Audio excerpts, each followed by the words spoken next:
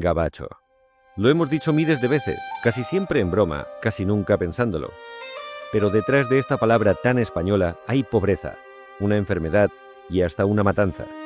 Y termina, de forma inesperada, a miles de kilómetros de los Pirineos.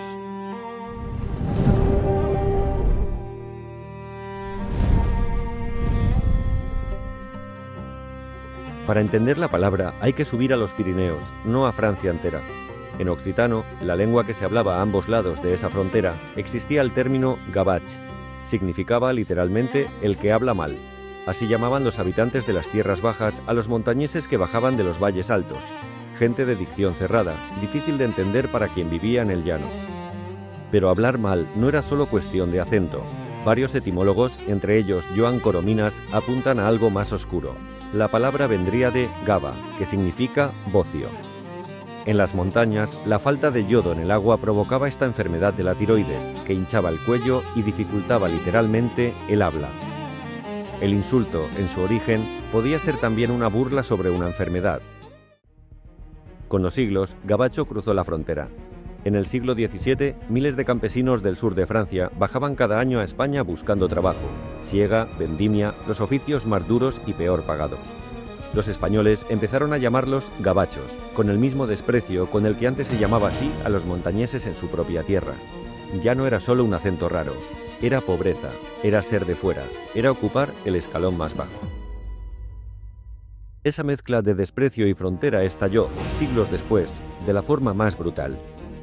En 1825, en Puigcerdá, junto a la línea que separaba España y Francia, desde 1659, vecinos de ambos lados se reunían para una fiesta compartida, como llevaban haciendo generaciones.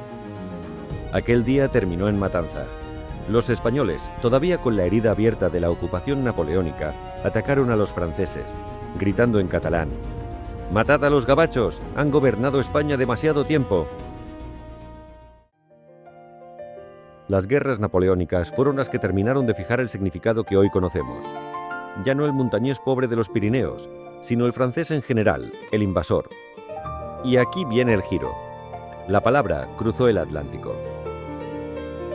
Durante las intervenciones francesas en México, en el siglo XIX, los mexicanos empezaron a llamar gabachos a los franceses, igual que los españoles.